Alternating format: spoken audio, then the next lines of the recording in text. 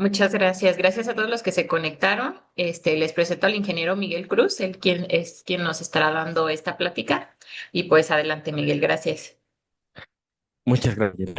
Sí, un gusto a todos los presentes. De antemano les agradezco el tiempo prestado para estar el día presentes. En general, todo lo que vamos a estar revisando pues, es en qué tantas formas podemos estar empleando en el sector de telecomunicaciones, principalmente desde lo que son las antenas, diferentes torres, el tipo ya directamente en lo que estamos dentro de un site, las protecciones que tendrían que tener y de manera general el sistema de tierras, que desde ahí es incluso la base principal de cualquier sistema eléctrico. Inclusive llegaba a ciertos puntos en los que ya no es tan necesario solamente en la parte eléctrica, sino el simple hecho de tener una parte metálica se necesite proteger. Vamos a ver en el transcurso de toda esta presentación diferentes de estas cosas.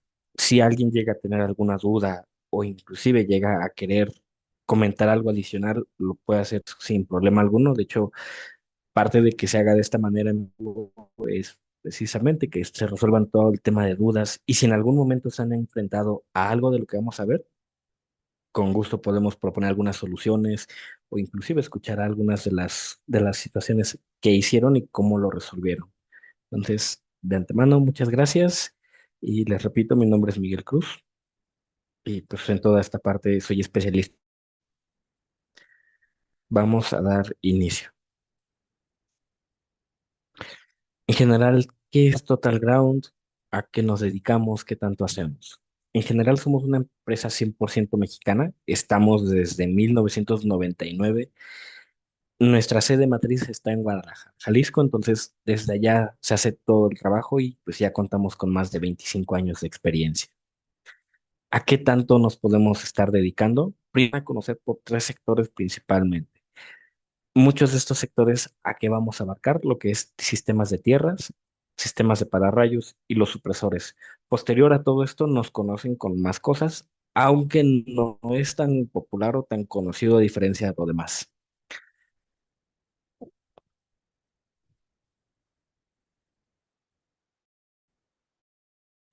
¿Me pueden confirmar si me escucho con eco? Perdón.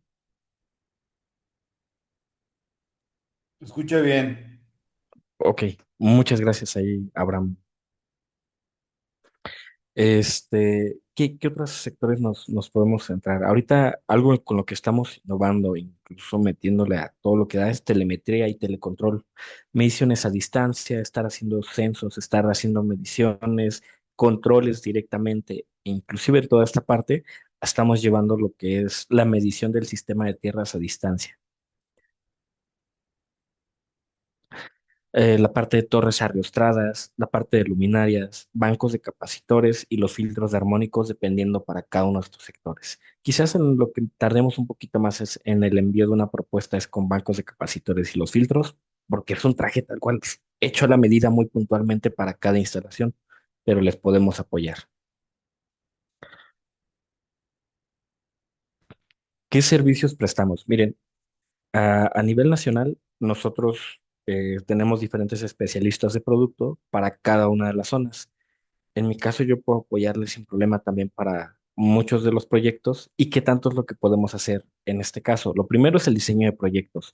¿Sabes qué? Necesito que nos apoyen con una memoria técnica, necesito que nos apoyen con la proyección o directamente que una parte del cliente nos diga, oye, es que necesito tal cosa, pero no sé cómo se hace.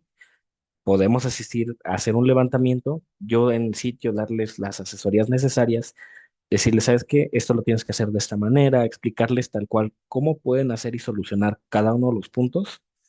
Y conforme a eso, una parte es en campo y la otra quizás hacer presentaciones como las que son de este tipo, las técnico-comerciales, en donde vamos a ver pues muchos más puntos en los que podemos estar trabajando. Capacitaciones tenemos de todo tipo, tenemos cursos, talleres, webinars y certificaciones. La certificación es más enfocada a todo lo que es un DC3, que tengan el DC3 en sistemas de tierras, de pararrayos, supresores, el DC3 en cálculo de mallas, el DC3 en la protección de sistemas fotovoltaicos, porque también lo manejamos, En general, incluso he de mencionarles, mi carrera es la parte de ingeniería en energías renovables. Entonces, si en algún momento llegan a necesitar apoyo en todo eso, pues, con todo gusto se les puede apoyar, tanto en subestaciones, en la parte renovable, en la parte de telecomunicaciones, cualquier sector se les puede dar apoyo en general. Mediciones. A qué tipo de mediciones nos basamos? Principalmente lo que es medición de resistencia de los electrodos, de resistividad del terreno, y cuando se llega a ser necesario, pues para la parte de calidad de la energía, también podemos llevar equipos que se puedan quedar directamente en una instalación para tener todos esos datos. En cuanto a diseño de proyectos, aquí hay dos partes. Uno, del lado derecho, todo lo que es el diseño de una malla de tierra, con los electrodos, qué tipo de conexiones en soldadura exotérmica, cómo es que se va a realizar cada una de las partes. En la parte de abajo, toda la explicación en general de en qué sustento estamos llevando cada uno de los puntos y pues a su vez diagramas de cómo es que se van a hacer las conexiones. Del lado izquierdo tenemos lo que es la protección de un sistema de pararrayos. En pararrayos la verdad es que es un tema mucho extenso y la verdad es que casi no se le da la importancia de vida. De hecho, parte de lo que vamos a ver el día de hoy es cosas similares enfocadas hacia todo lo que es el fundamento principal en el tema de telecomunicaciones, son los pararrayos y de qué manera vamos a llevar las bajadas, porque la verdad es que muchos de los problemas que hay en un impacto en una antena, en un cuarto eléctrico o en un cuarto que tenemos toda la parte de los sites, ahí muchos de esos problemas son por golpes directos o indirectos, básicamente por temas de inducciones. Igual, todo lo que es el área de cobertura, dependiendo del tipo de pararrayo, vamos a tener, aquí son tres puntas para rayos de diferente, puede ser tanto tecnología de cebado o en este caso son las tecnologías catódicas. Diagramas de conexión, cómo es que se están proponiendo, de qué manera van a estar trabajando cada una. El tema de las mediciones, si es necesario asistir a un sitio puntualmente a corroborar que los electrodos tengan un buen valor, se puede hacer sin problema alguno.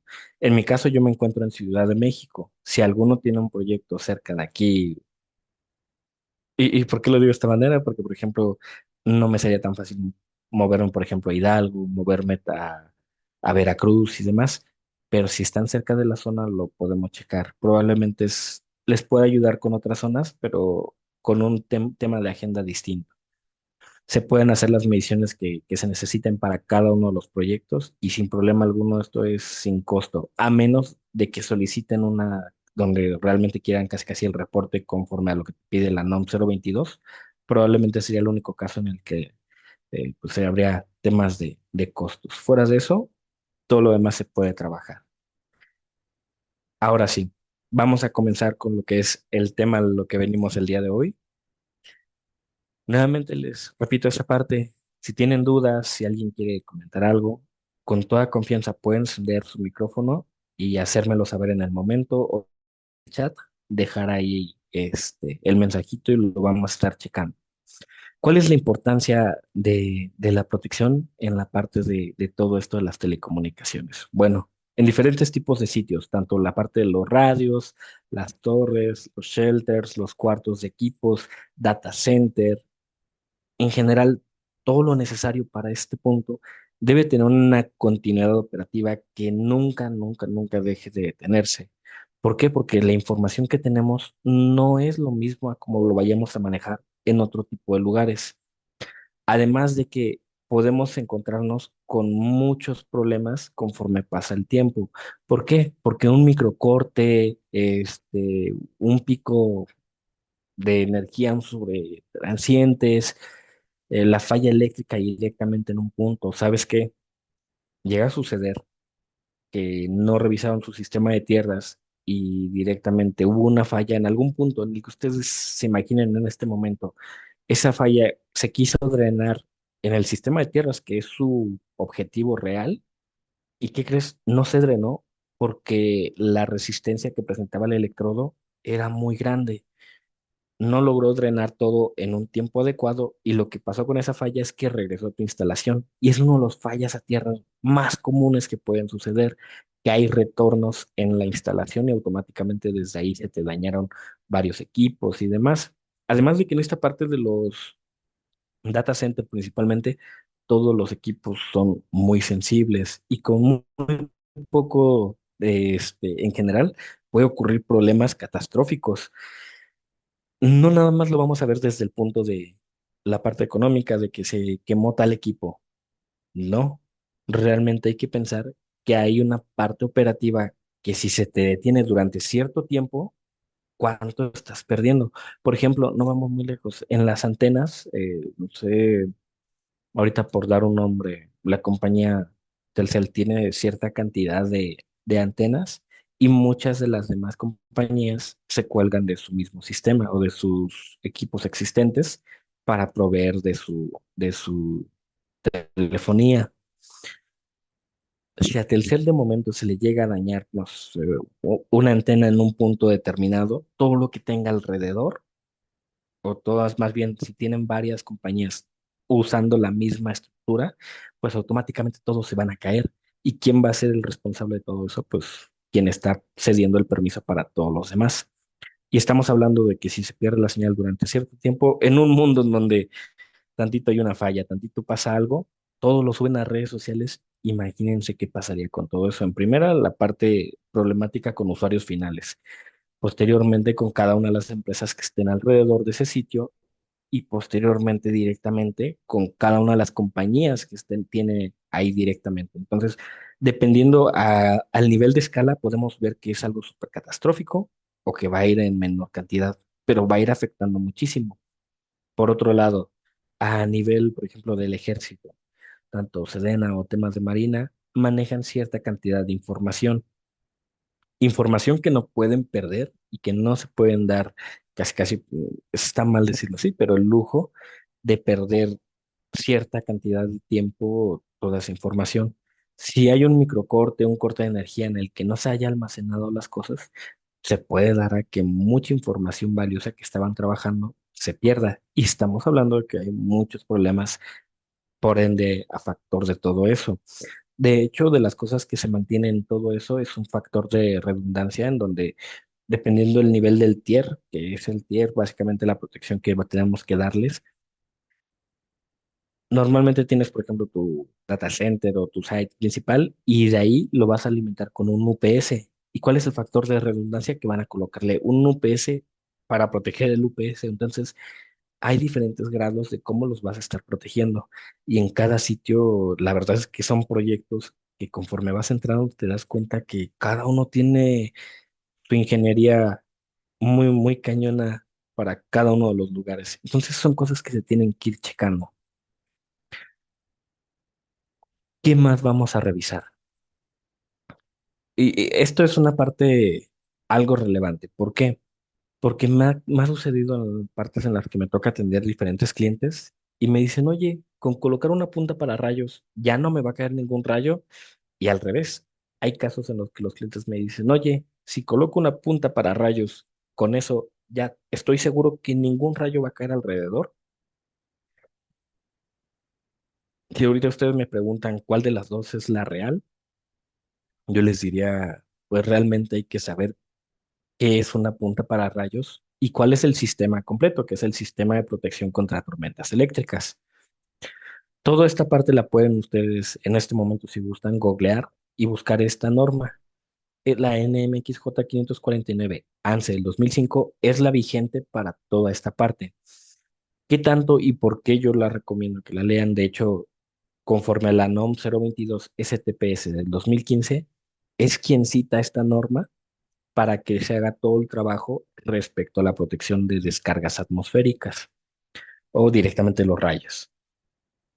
¿Qué es lo que nos dice en esta norma que aplica en todo esto? Básicamente que aunque tengas tu sistema de pararrayos, lo que nos dice es que va a reducir el riesgo de daño que puede provocar un rayo, más su aplicación no nos va a garantizar una protección absoluta hacia personas, estructuras, objetos puntuales, algo. Entonces, con esto lo que les digo, cualquier empresa, eso sí, marcas, la que ustedes gusten, vamos a tener que decir que el 99% de las descargas las podemos asegurar, pero va a haber siempre un factor de un 1% en la que pues, va a haber cierta parte que no coincida o que no lo vamos a proteger al 100%. ¿Por qué? Porque a fin de cuentas estamos hablando de que es energía un rayo. Lo que pasa con la energía es directamente a buscar siempre el camino de menor resistencia y la parte más cargada. ¿Qué sucede si nuestra punta para rayos, pongan ustedes la que ustedes gusten ahorita en este ejemplo sí, mental? Es lo mejor de lo mejor en cuanto a marcas, es el top global casi casi.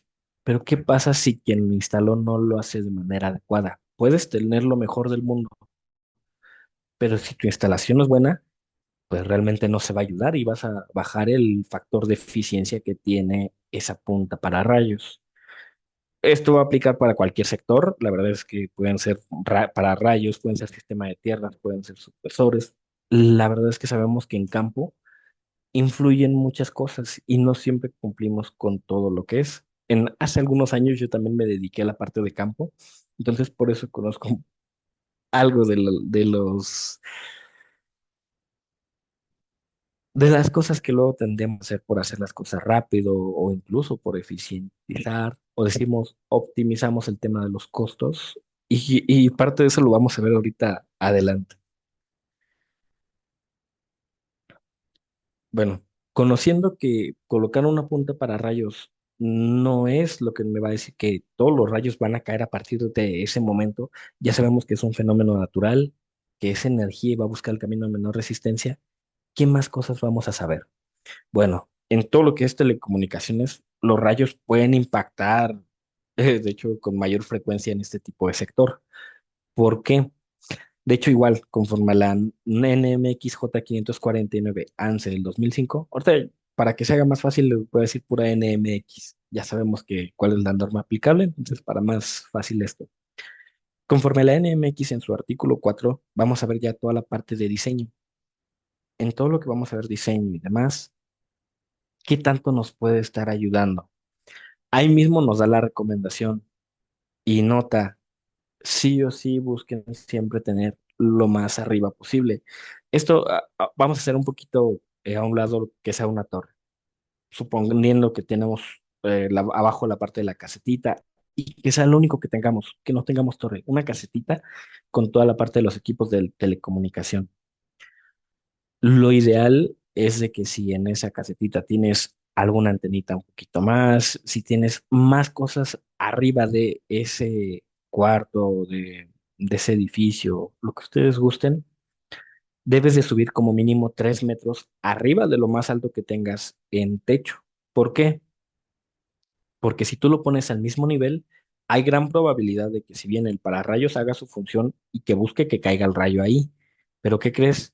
Puede haber una ligera posibilidad de que no caiga el rayo en tu punta, sino en las demás partes que tengas, porque no está la punta más alto que todo lo demás.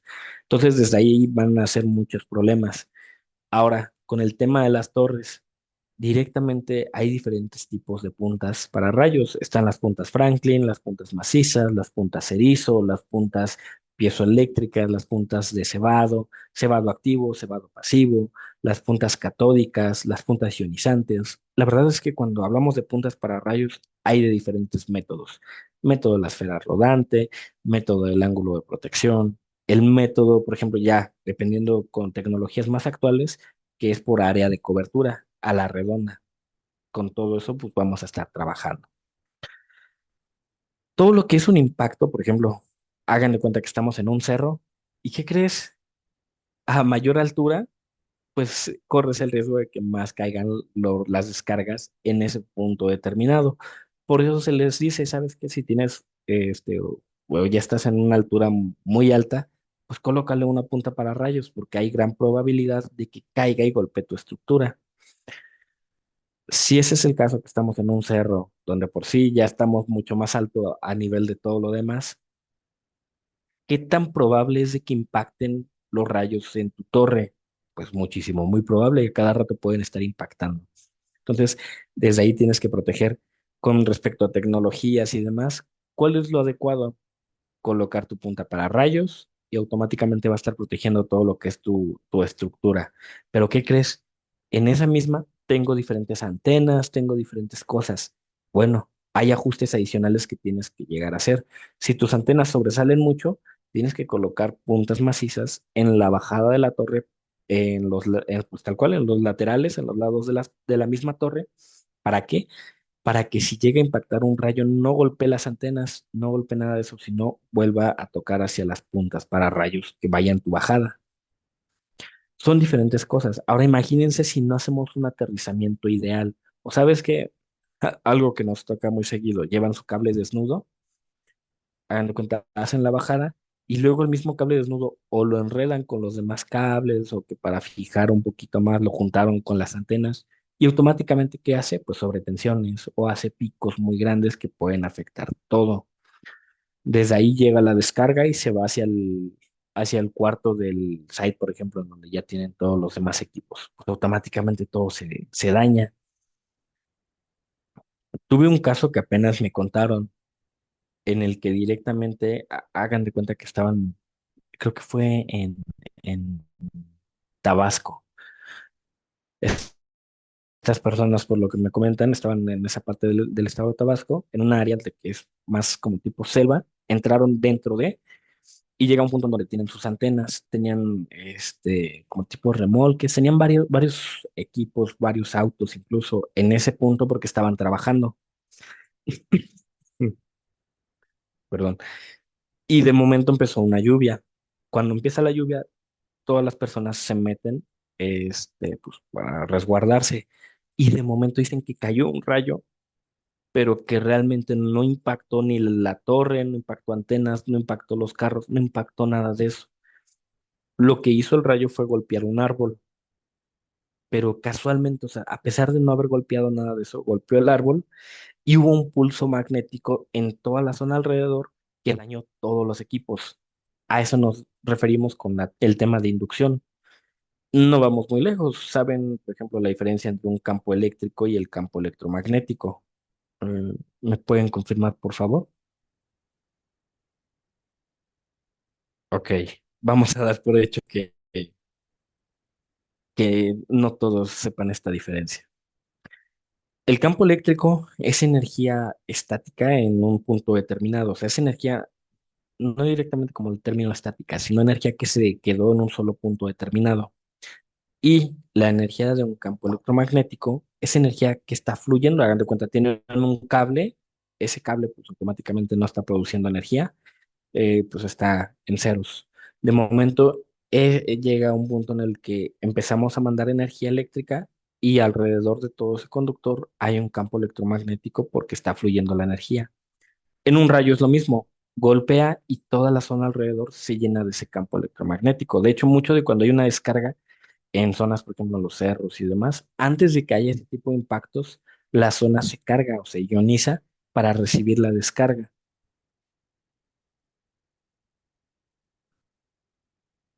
Por ejemplo, en este punto de aquí, las diferencias de potencial. El objetivo de un sistema de tierras es mantener equipotencialmente todo lo que tengamos en sitio.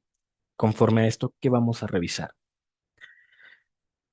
Punto uno, directamente el tipo de cosas que vamos a llevar. Por ejemplo, tenemos nuestra antena, nuestra torre, bueno, más bien, nuestra torre ariostrada, modelo que ustedes gusten, con todos los equipos, vamos a llevar las bandas, vamos a llevar cableados, vamos a llevar todo hacia el cuarto o la caseta que va a recibir toda esa información. Todo lo que tengamos en sitio debe estar unido equipotencialmente. ¿Por qué?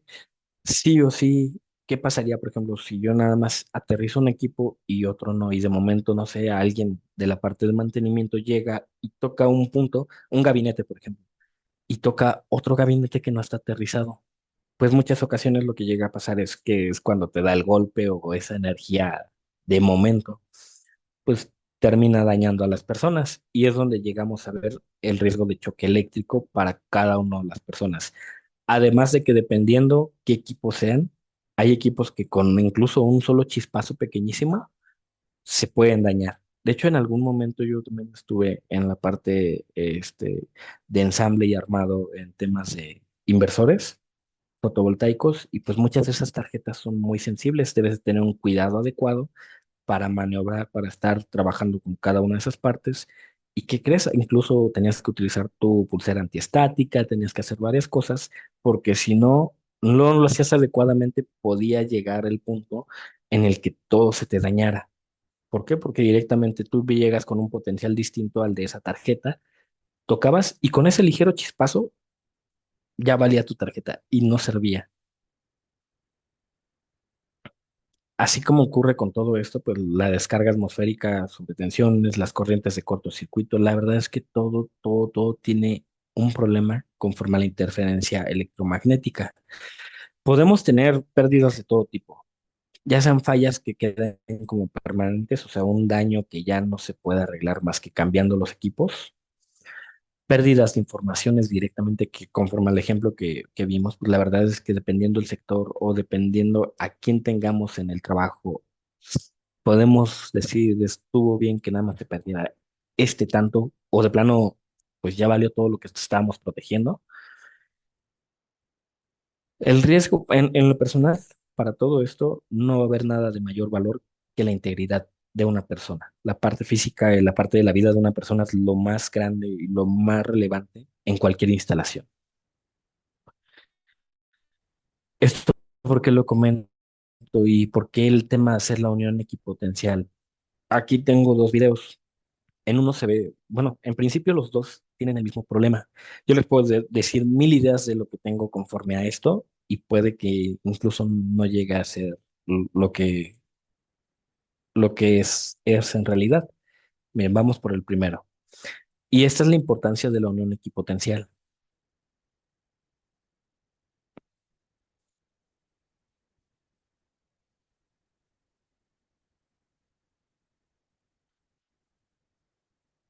¿Me pueden confirmar si ustedes también escuchan el sonido, por favor? Bueno, No, no se eh, escuchó. ok, a ver, déjenme, lo repito.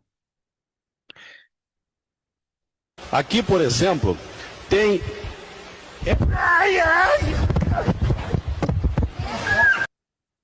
Ahora sí se escuchó, ¿verdad? Ándale. Ok. ¿Sí se dieron cuenta cuál fue el problemita en toda esta parte? En este primer video, por ejemplo. Punto uno, la persona tiene un micrófono en la mano. Probablemente ese micrófono, yo les digo, aquí pueden ser múltiples factores. Lo que hizo esta persona fue el camino por el cual los sistemas se unieron. Punto uno, puede que de plano no tengan sistema de tierras en esta instalación y por ejemplo, los contactos vengan de diferente conexión. El micrófono probablemente de una parte y toda porque realmente si se dan cuenta no son uvas reales, probablemente es nada más tema de estética y que hayan adornado con una parte metálica, si se dieron cuenta es como un mueble metálico que lleva todavía la parte de luz en la parte superior. Entonces se energizó y se mantuvo la energía. El campo eléctrico tenía esa energía directamente ahí hasta que llegó algo a cerrar el circuito. Una vez que lo cierra, el flujo de energía pasa de un lado hacia el otro y él es el medio por el cual pasa todo esto. Así como está este caso, el chico,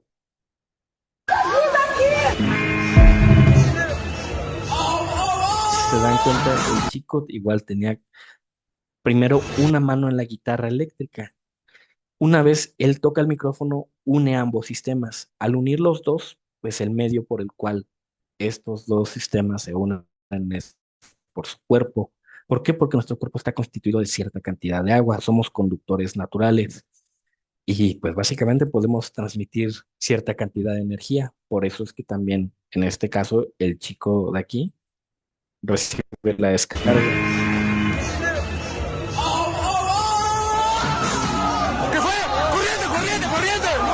Aqui, por exemplo, Si tem. se dan cuenta, en ambos casos es un concepto similar, la parte de la unión equipotencial en un sistema. No necesariamente hablando en la parte de las torres de telecomunicaciones, no necesariamente hablando en una subestación eléctrica, podemos irnos a la parte comercial o a la parte de espectáculos, nos podemos ir incluso en las casas. El concepto o la parte más simple de todo esto es cuando, por ejemplo, se está lavando y no tiene sistema de tierras, que la lavadora luego te da toques. O sabes que en la parte de los restaurantes, porque en su momento restaurante, había un refrigerador que te daba toquecitos cada cierto tiempo, pero pues, en su momento no le daba la importancia y ahora que lo veo es más porque nos faltaba sistema de tierras adecuado para todo eso. Hasta esta parte de aquí, ¿existe alguna duda? ¿Todo está bien?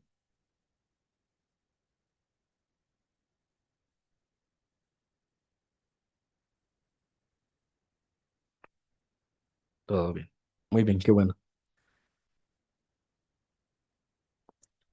Ahora, en concepto directamente, la equipotencialización o la unión equipotencial, que esto lo pueden ver principalmente en qué norma, en la norma 001 C del 2012, que es la vigente que tenemos. En el artículo 250 empezamos a hablar todo lo que es sistema de tierras en general. ¿Qué tanto vamos a hacer de unión equipotencial? Pues directamente el aterrizamiento de todo lo que tengamos en un sitio determinado. ¿Sabes qué? Si tenemos una malla, si tenemos, póngale que todo esto de aquí, a ver, eh, póngale que este es, mm, nada más por decir un ejemplo, este es mi cuarto del site, este es mi cuarto donde tengo la malla de tierras porque es una subestación, este es otra aplicación en específico, no sé, mi cuarto de motores, y aquí es otro. Todos y cada uno de los sistemas que tengamos en el sitio se deben de interconectar entre sí. Aunque sean diferentes sistemas de tierra o que pongas diferentes electrodos, únanlos. En primera, para que no haya temas de que una persona llegue y toque una parte metálica y le dé la descarga. Incluso bien fácil, luego en los contactos llegas y tocas algo y te da el toquecito.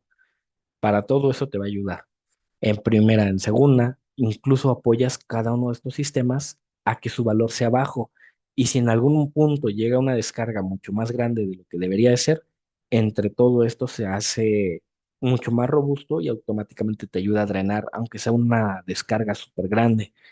Todo el sistema te puede ayudar porque automáticamente pasas a tener dos electrodos, electrodo vertical y electrodo horizontal. Los verticales son tus electrodos o tus varillas, comúnmente. Hay otro tipo de electrodos también. Y los horizontales, pues todo el conductor desnudo que llevas debajo del suelo. El conductor desnudo debajo del suelo, ¿a cuánto debe estar mínimo? 60 centímetros como mínimo. Lo pueden ver tanto en la NOM 001CD como en la NMX. ¿Qué más? Pues automáticamente cualquier parte metálica se debe de aterrizar. Todo lo que sea parte metálico se aterriza. ¿Por qué? Porque si bien su objetivo no es conducir energía eléctrica, su propiedad física lo puede hacer. Al ser material metálico, pueden conducir energía y pues automáticamente afectar todo alrededor. Cuando hablamos de los cuartos ya en equipos, los data center y demás, todo se debe estar aterrizando en conjunto. Si tienes tanta cantidad de UPS, si tienes tanta cantidad de racks, todos se deben de aterrizar. De hecho, en un tema de rack, haz de cuenta, llevan su rack, en la parte de abajo llevan su barra del propio rack que va a llevar hacia una barra principal. ¿Por qué? Porque hay dos aterrizamientos. Un aterrizamiento que es la parte eléctrica, que es aquella que pues, tal cual donde nos enchufamos, estamos aterrizando, y la otra es en caso de que quede algo de energía estática, pues directamente en las carcasas metálicas, que es una de las cosas más comunes en los motores, que se almacena cierta energía ahí y cuando llega alguien toca, les da el chispazo o ese toque o choque eléctrico. Entonces, precisamente es el aterrizamiento de todo. A ver, por ahí nos pregunta Luis Elizondo. En un trabajo me tocó revisar que a un equipo de aire acondicionado le llevaban su cable de tierra desde el tablero, pero al mismo tiempo le conectaban una varilla de cobre a ese cable de tierra.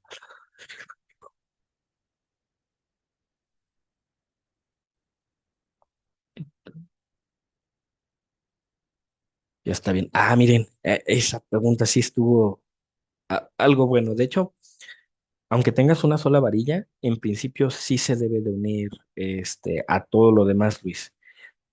De hecho, por norma te pide que si haya una unión equipotencial entre cada uno de tus electrodos, te lo solicita la NOM 001CD. Como saben, la normativa, las NOM son de carácter obligatorio. Las NMX, por otro lado, son opcionales. En este caso, al pertenecer a la NOM, si es algo que tendríamos que haber realizado. Ahora, con una sola varilla estaba bien, con una delta nos pudo haber quedado mejor. ¿Qué pudimos haber propuesto? Mira, si solamente era un aire acondicionado, digo, por ejemplo, ahí no me comentas capacidades o cuál es la cantidad de corriente que probablemente pudo haber llevado, cantidad de voltajes, potencia en general, pero al ser un aire acondicionado, la verdad es que incluso con una varilla estuvo bien, siempre y cuando sea solamente para ese equipo. La tuviste o se tuvo que haber unido con lo demás que tengas en sitio y automáticamente ya no es una varilla, sino es una red del sistema de puesta a tierras en ese lugar. ¿Qué otra cosa? En el caso de las deltas, o en qué momento yo recomiendo deltas, pues casi para todo. Una vez que, o sea, si tú vas a asegurar que tu instalación está adecuada, sé que no es tan sencillo en ocasiones, pero tiendan a proponer más una delta o en su defecto. Nosotros manejamos otros equipos que son los electrodos magnetoactivos o deltas tubulares. Voy a sonar como comercial, pero realmente, a diferencia de una varilla, la varilla puede llegar a un punto en el que hay un retorno de energía. Con estos electrodos ya no hay retornos directamente. Tienen dos filtros, uno que es el filtro LCR y el otro nuestro acoplador de impedancias que siempre va a mandar todo al sistema de tierras. Nunca va a permitir que haya una falla o un punto que se retorne a tu instalación. Desde ahí lo estamos protegiendo. Ahora, por ejemplo, aquí con esta varilla, no sé, Luis, ¿hubo manera en que ustedes hicieran la medición y comprobaran qué valor tenía de resistencia esa varilla? Bueno, en lo que nos contesta, lo ideal es, una vez que instalaste, comprobar que sea un valor real o un valor bueno. ¿Por qué? Porque los que les comentaba al inicio, puedes tener lo mejor de lo mejor, puedes poner el TG 2500, pero si no lo haces adecuadamente, puede que no te sirva al 100% o de manera óptima. Puedes tener una varilla y la instalaste al 100%, no se le hizo la medición. Y el equipo de acondicionado tenía un interruptor 3x70. Mira, en principio está bien, aunque sí, como recomendación hubiera agregado ahí el delta, una delta para que quedara adecuado. De nosotros probablemente, por ejemplo, se haría el cambio a un electrodo que sería el TG70AB o el K, y básicamente estamos haciendo una delta. ¿Por qué? Porque tenemos la conexión del electrodo principal y el apoyo de los auxiliares con los laterales. ¿Cómo lo manejamos? Pues directamente, incluso si me preguntas en este momento, ¿es válido ocupar las estructuras de un edificio, por ejemplo?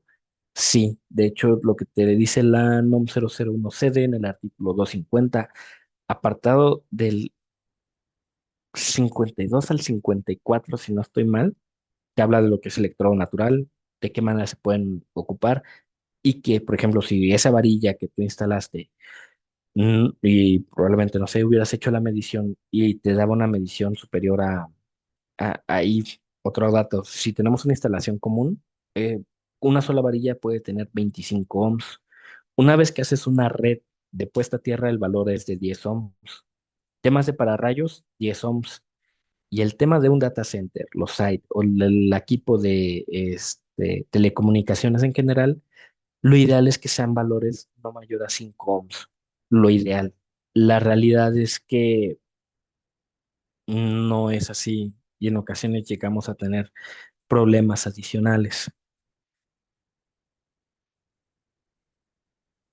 Miren, esto es más enfocado hacia todo lo que es las puntas para rayos. Ah, bueno, antes de llegar a esto, con esto sí resolví esa parte de las dudas, Luis. ¿Hay algo que quieras que chequemos puntualmente?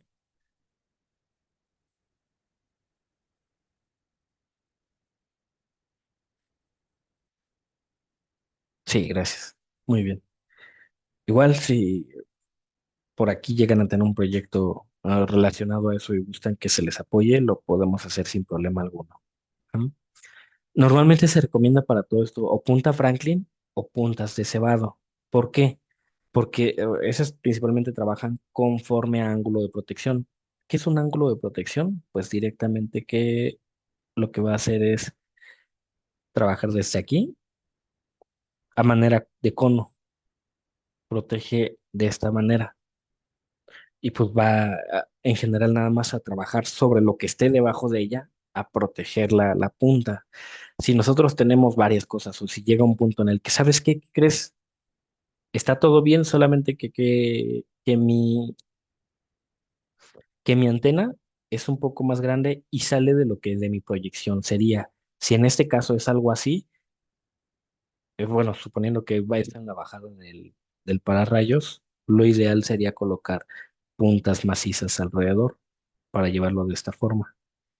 Aquí y en la parte de abajo, para que si llega a haber un impacto de rayo, todos caigan hacia nuestras puntas y no impacten en nuestras antenas. Eso sería el tipo de cosas que podríamos hacer.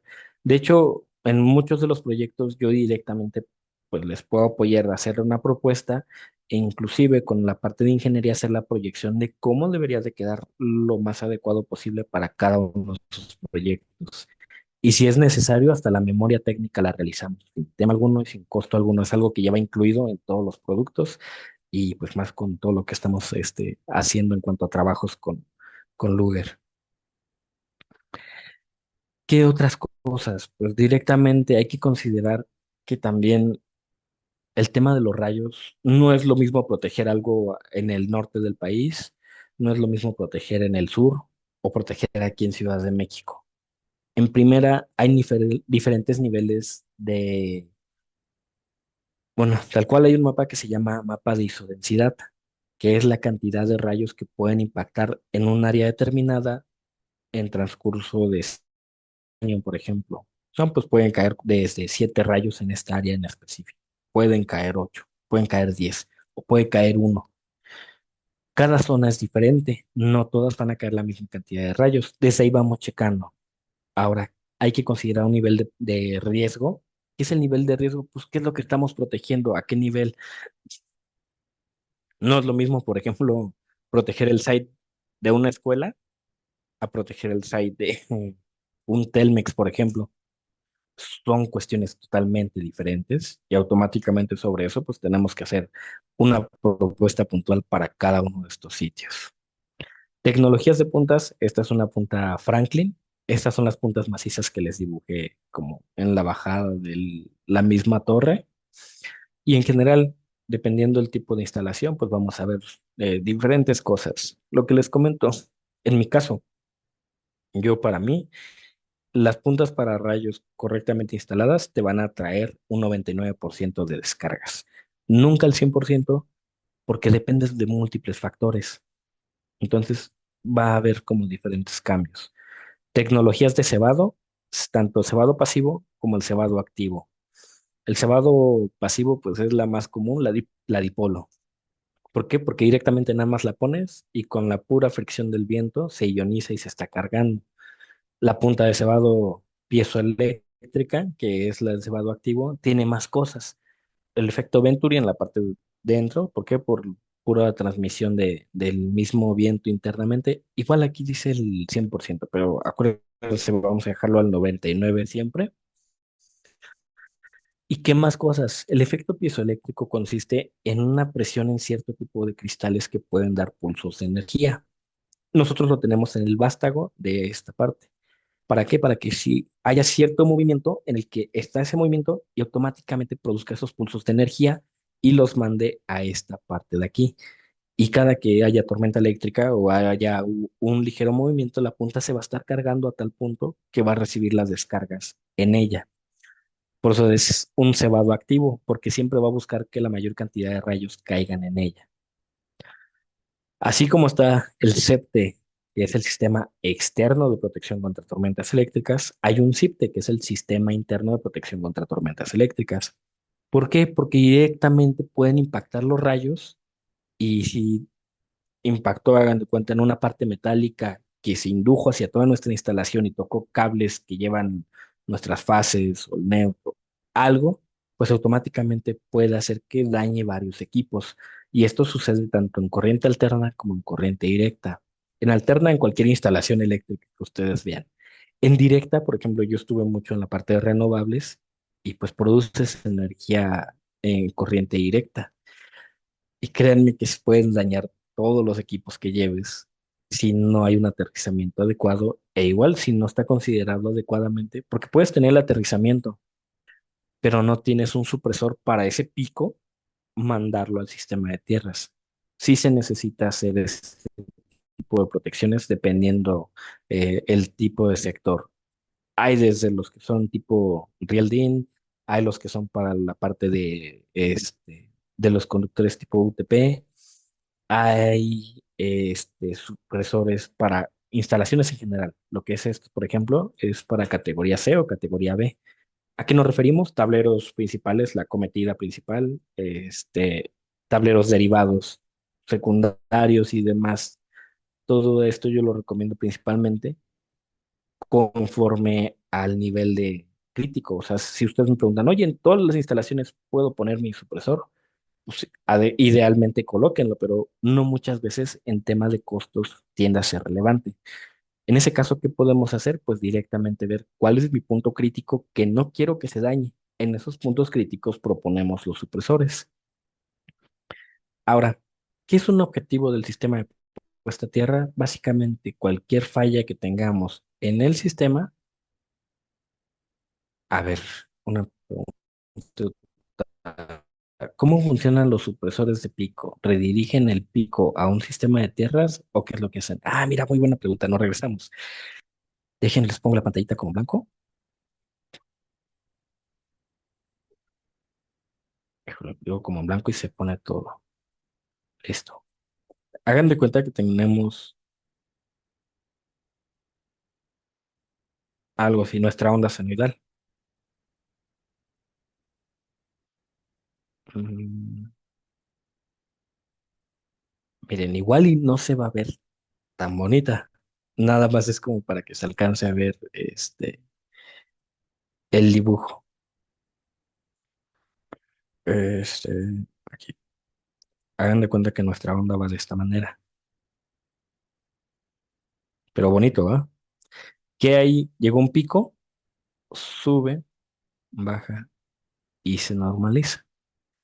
¿Qué es la función de un supresor? Sabemos que en cuanto a voltajes y demás tenemos un 10-12% que está permitido que se sobrepase o que esté debajo de. El supresor lo que va a hacer es detectar cuál es la cantidad de kiloamperes. De hecho, hay de diferentes cantidades. Por ejemplo, para tableros principales, 320 o 200 kiloamperes. Tableros secundarios, 120, 80 y 60. O ya directamente para el nivel de residenciales, 50 kiloamperes. Ahí dependiendo. Es más la corriente de cortocircuito. ¿Qué es la función de un supresor? Directamente, ¿sabes qué? Está siguiendo la onda que llevamos y ¿qué crees? Ya se percató aquí que hay una falla. Lo que hace a partir de este punto es suprimir a partir de la parte crítica. O sea, no va a mandar automáticamente todas las fallas desde aquí. Esto no lo va a mandar. Va a permitir hasta este punto, que es donde ya es la parte crítica que puede afectar la instalación. Toda esta parte de aquí es, no es un término adecuado, pero digamos, lo corta y ahora sí, toda esa falla la manda al sistema de tierras. Para que un supresor funcione sin importar marcas, se necesita que haya el sistema de tierras para que automáticamente se drene adecuadamente esa falla. Porque si ustedes me dicen, no, pues colocamos el supresor, pues sí lo colocaron, pero es como tener un carro sin ponerle gasolina, pues no va a arrancar. Necesitas algo para que esté operando constantemente. En general, así es como funcionan los supresores. Van a cortar esto y, por ejemplo, en nuestro caso son de tecnología modular. O sea, si hubo una falla, el supresor, su característica principal es sacrificar su vida para que toda la instalación funcione o esté bien. Si no sacrificó su vida porque fue un pico que realmente no le significó algo muy grande, pues automáticamente lo vas a tener constantemente y se puede ocupar. Si de plano ya hace daño, al ser modular, cambias nada más la pura pieza. Por ejemplo, esta es fase uno, fase 2, fase 3, tu neutro. ¿Sabes que ocurrió una falla y se me quedó en la parte de fase uno? Ah, pues automáticamente nada más lo que haces es reemplazar toda esta pieza de aquí y la mandas, bueno, en nuestro caso podemos dar la refacción de la pura fase uno, igual con los códigos adecuados y demás, pero se pueden hacer esos cambios. ¿Ah? No sé si me di a explicar con esto, Luis. Igual si en algún punto llegan a querer un tema así más enfocado de manera real para un punto específico, avísenos si podemos hacer otro curso o algo más especificado o directamente un tema puntual con una empresa en específico. Se puede realizar capacitaciones de esa manera.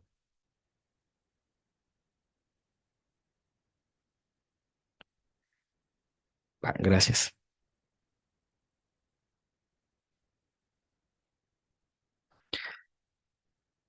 En cuanto al tema de tierras, pues básicamente es de lo mismo que hemos hablado. El tema de las descargas atmosféricas, la parte metálica, que se tiene que hacer unión equipotencial, todo eso ya lo checamos y vimos cómo se tiene que hacer. La realidad es que cuando vamos a revisar, encontramos todo tipo de varillas. O sea, yo no tengo un problema específico con las varillas, por mí lo pueden ocupar, pero instálenlo mínimamente adecuado. Luego llegamos y están este tipo de cosas. Idealmente que sí esté enterrada completamente. Luego, ¿sabes qué? Y creo que esto ya sucedió, que llego y veo como metro y medio de varilla afuera y no, pues es que ya no pasó, entonces nada más vamos a dejarlo así o vamos a cortarla. Y yo, pues sí, pero no es lo adecuado. Luego me hacen una pregunta, ¿cuánto es lo que debe estar enterrado una varilla para que esté bien? Normativamente hablando, te dice que es de 2,44 metros. Me dicen, entonces, ¿por qué venden varillas de 1 metro, de 1,5 metros? Pues es más la parte comercial y las malas prácticas que se han llegado a generar. Igual hay que ver toda la parte de líneas y de cables. ¿Por qué? Porque en ocasiones nuestras antenas, y créanme, las antenas es lo que más vamos a tener en la parte superior. Entonces sí o sí se deben de estar aterrizando, debemos de buscar más cosas, incluso la parte de las canalizaciones que sean las adecuadas. Por ejemplo, en tema de pararrayos, la canalización luego me ha tocado revisar que meten galvanizadas o en general parte metálica. Si es metálico, va a haber una inducción alrededor y puedes afectar todo alrededor. No es lo adecuado mantener eso. Tendrían que ser un PVC pesado o recomendación, el cédula 40. En esta parte, si gustan, tómenle una captura de pantalla. Es más para que ustedes vean las resistencias en cada uno de los lugares. Ven que les hablé de un único electrodo 25 ohms y la resistencia de un sistema en general fuera de 10 ohms, una red,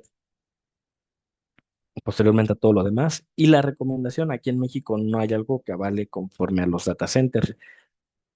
Aquí sería más con la normativa internacional, que es la EIA y la TIA 942.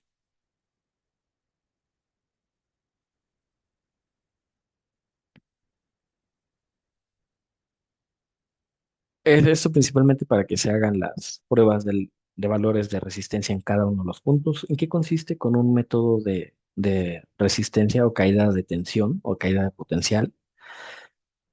Este método, ¿en dónde lo pueden encontrar?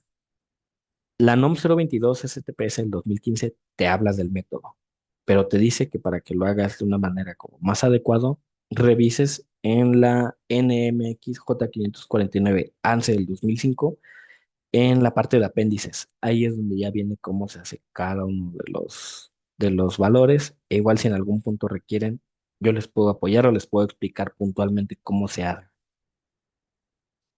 Casos reales, lo que les decía, pueden tener lo mejor de lo mejor, pero si no lo hacen adecuadamente, no va a funcionar o de manera óptima.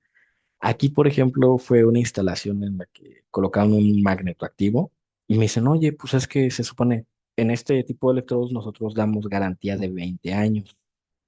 Me dicen, es que, ¿cómo es que el electrodo no nos dio lo que tenía que dar? ¿Por qué? Porque incorrectamente instalado decimos que es un valor de máximo 2 ohms, correctamente instalado y también dependiendo del lugar donde estemos. Cuando voy, reviso, hago mediciones, me da 110 ohms. Ninguna de la parte normativa nacional lo puede dar como válido. Entonces, ¿sabes qué? Hay que acondicionar, hay que revisar todo. Encontramos piedras, encontramos el terreno reseco a todo lo que lava. Se hicieron ajustes en ese lugar en específico, se añadió compuesto intensificador de tierras y a raíz de todo eso logramos llevarlo de esta manera y bajamos desde 110 ohms a 0,95 ohms. Ah, miren, muy buena pregunta, Luis. De hecho, ese sí está. ¿Qué pasa cuando no puedo meter tubería? ¿Cómo debería de ir mi conductor? Hay una pregunta adicional, ahí yo le sumaría, Luis. ¿El cable debe de ir forrado o desnudo? ¿Por qué? ¿Y por qué lo pregunto? Porque comúnmente cuando vamos a sitio me dicen, no, pues todo es desnudo. Yo, ajá, si todo fuera desnudo, te estás poniendo a pensar que si hay una falla y tú la llevas por toda la parte metálica con un conductor desnudo, va a llegar un punto en el que la falla se induzca a toda tu instalación eléctrica.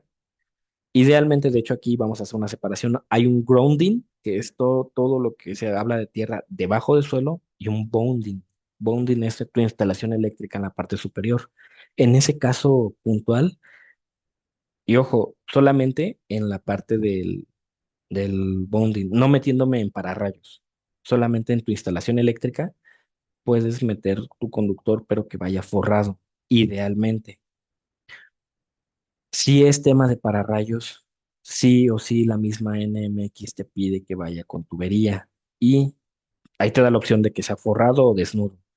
Como recomendación, si me lo preguntan, yo les digo con forro para que se proteja adicionalmente tu instalación y no lleguen a tener problemas posterior a ello.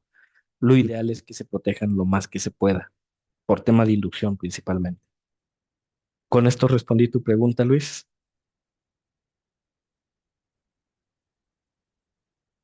Bueno, igual. A lo que nos responde, nada más le robo 10 minutitos más para que alcancemos a terminar lo de el día de hoy. Es más la parte de que vean ustedes casos reales de lo que ha sucedido y demás.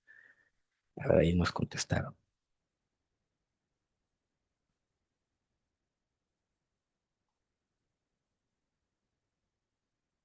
Ah, no, mira. No, no, no.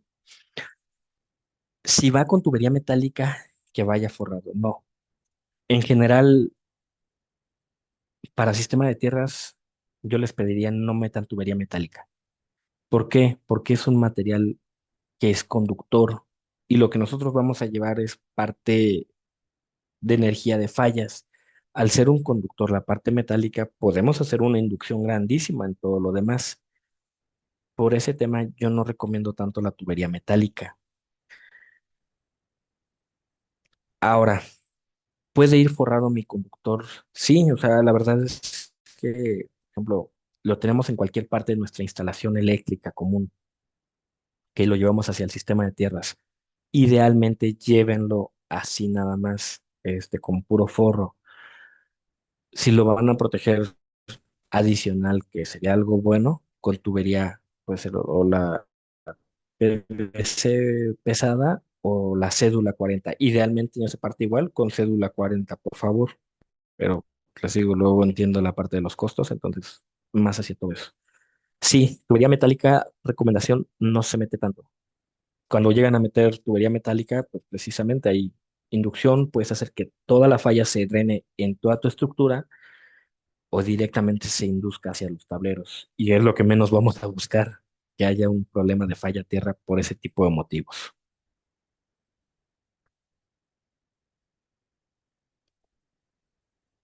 ¿Todo bien en esta parte?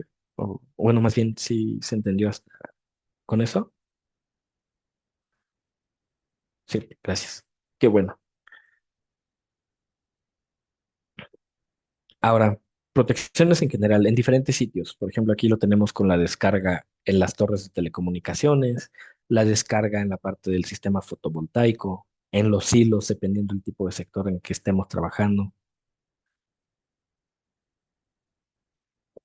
Este es un video, bueno, lo ponemos de una vez. Este,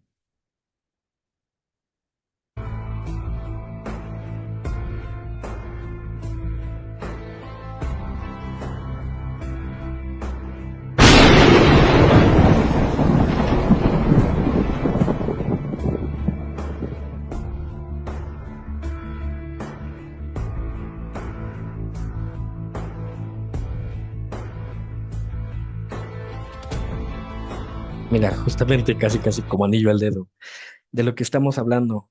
¿Qué pasa si metemos? De hecho, en el video no se ve que cae el rayo directamente en la estructura. Es lo que les digo, hay una parte de inducción que el campo electromagnético alrededor se carga tanto que drena todo hacia cualquier dirección metálica que haya. Si esto sucede, pues automáticamente Lo que se ve en el video, toda esta estructura es metálica, todo está hidratado, porque en el sector ganadero, pues todo esto normalmente está húmedo y automáticamente al llevar parte metálica hay inducción y todo lo que aquel que lo toque, pues le puede dar la descarga. Adicional de esto es tensión de paso y tensión de contacto. Tensión de paso, pues las vacas tienen 4 puntos para tener esa tensión. De hecho, cuando estamos en subestaciones y eso se te pide que tú no separes tanto tus pies, que los mantengas lo más posible cerca y demás, para que al hacer tu zancada no llegues a dar una descarga por tensión de paso. La tensión de contacto, aquella que tú tocas una parte metálica energizada y te da la descarga. Entonces, precisamente es lo que aquí sucedió. Si se dieron cuenta, se escuchó el rayo, no se vio, pero automáticamente las vacas cayeron. Por eso yo recomiendo igual no meter tubería metálica y que si van a manejar un tipo de cableado que sea con cableado de forro, ¿va?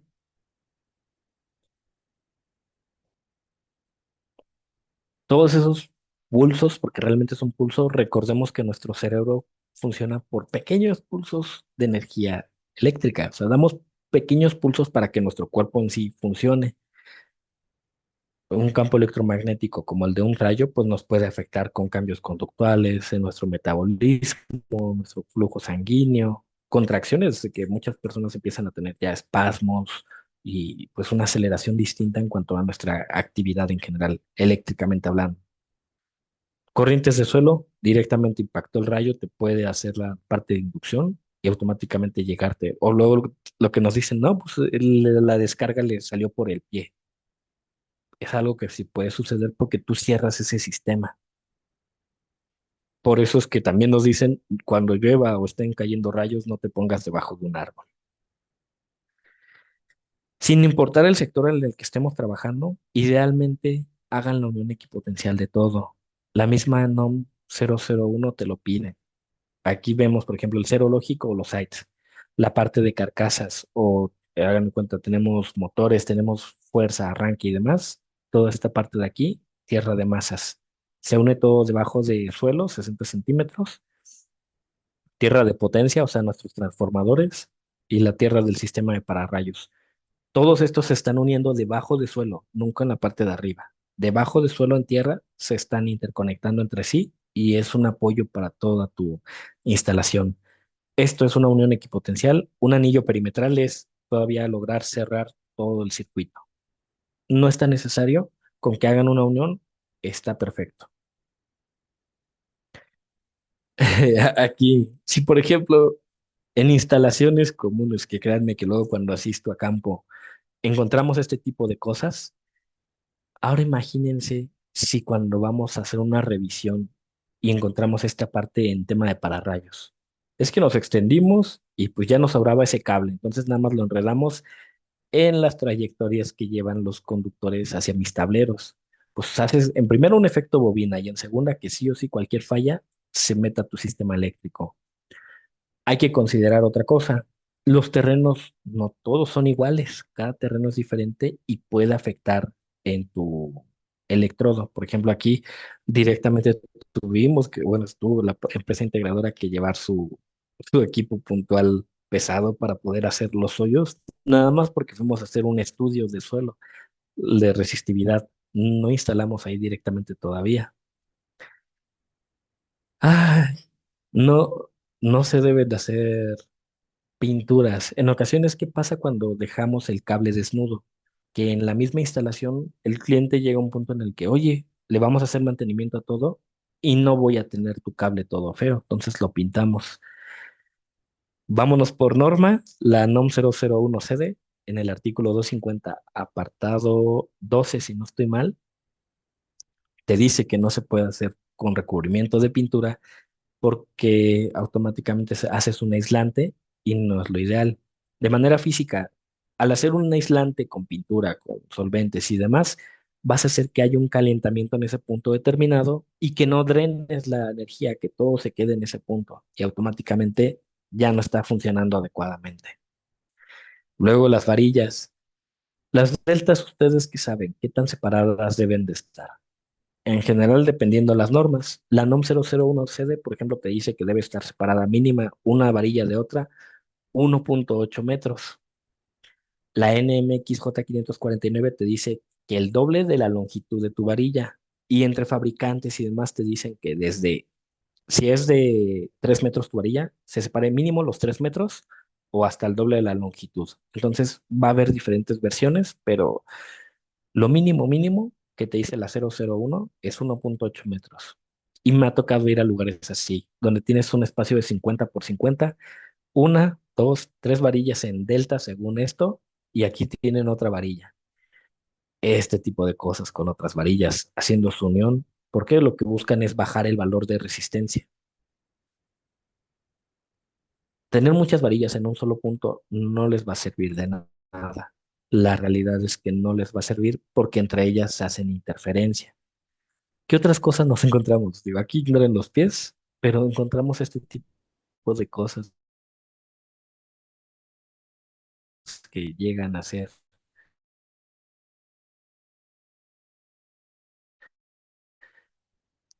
Luego las conexiones, ¿sabes? Se me olvidó el conector y como este ha sido de los casos más. ¿Cuál fue el problema o cuál fue el problema en general que tuvieron ahí? Que lo llevaron en tubería PVC, o sea, bueno, directamente protegieron su conductor desnudo de la tierra. Entonces, lo que buscas en la parte del suelo es que se pueda drenar todas las fallas en suelo, no protegerlo adicional. Nuevamente el tema de la pintura. Han visto muy probablemente en el Face imágenes donde tienen su bolsita de tierra y lo interconectan hacia esa bolsita para decir, cumplo con la tierra. A mí me tocó asistir a esta instalación y regresarles y decirles, sabes que esto está mal, porque de aquí llevaban un cablecito y este vaso, si se dan cuenta, la parte de abajo tiene tierra. Lo tenían con tierra, o sea, tal cual, todo eso está malos. Por default no está nada bien.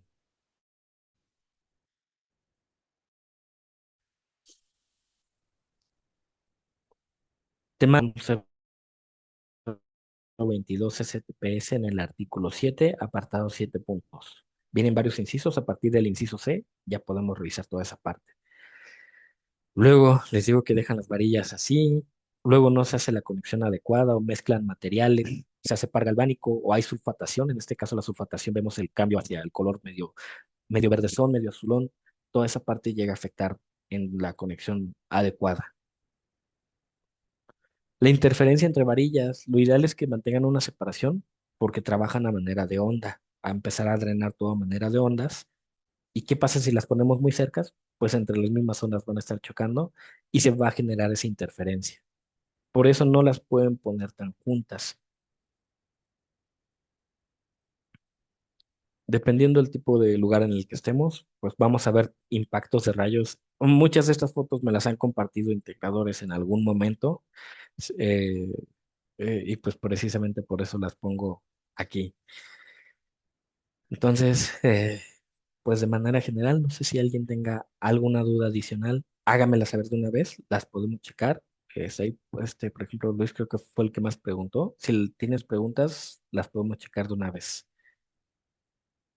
¿A qué distancia, Julio, a qué distancia es la mínima colocar las varillas? Mira, conforme a norma, la 001CD te dice que a 1.8 metros de separación. La NMXJ 549 te dice que el doble de la longitud de lo que tengas instalado. Si tienes 3 metros, que sea la separación a 6 metros. Como fabricantes y demás te van a decir que entre 3 a 6 metros. Es más elección tuya, pero el mínimo normativamente hablando es de 1.8 metros. Idealmente, si me lo preguntas, al menos tener lo de la longitud de tu varilla. ¿Va? Tanto, bueno, aquí sí gustan tomarle captura, tanto en las normas nacionales como las internacionales, lo que manejamos.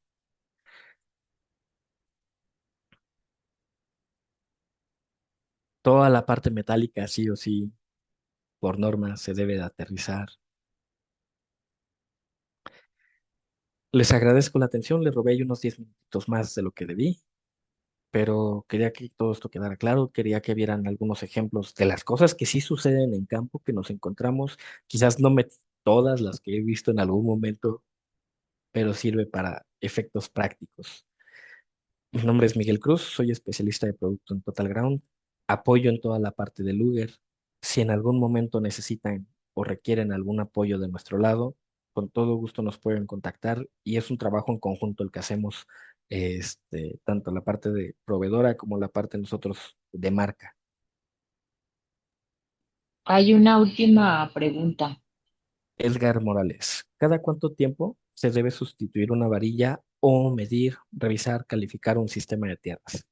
Mira, por norma, la NOM 022 STPS en el artículo 7.7.2 en el inciso C, justamente, dependiendo de lo que estemos trabajando, pero todo para todo el tema de medición, este dice que es cada 12 meses, hacer una inspección en general, revisas conexiones, revisas cómo está tu varilla, si todavía sirve, si no sirve, haces tu medición con un terrómetro o un telurómetro de picas bajo la parte del método de caída de tensión o en su defecto, si no puedes hacer el método completo de caída de tensión, recomendación que hagas al menos el del 62%.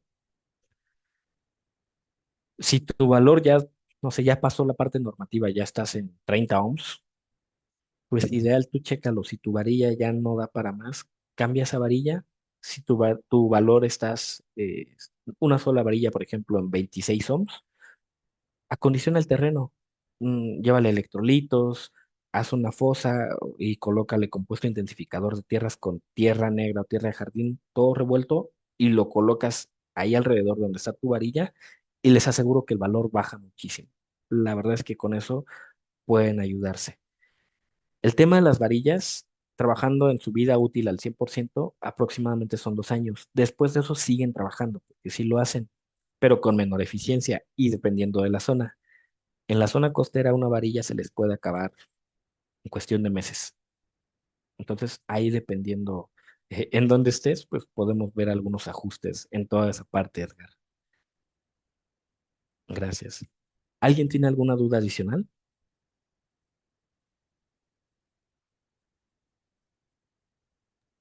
No, de nuestra parte todo está bien, muchas gracias. Qué bueno, me da gusto.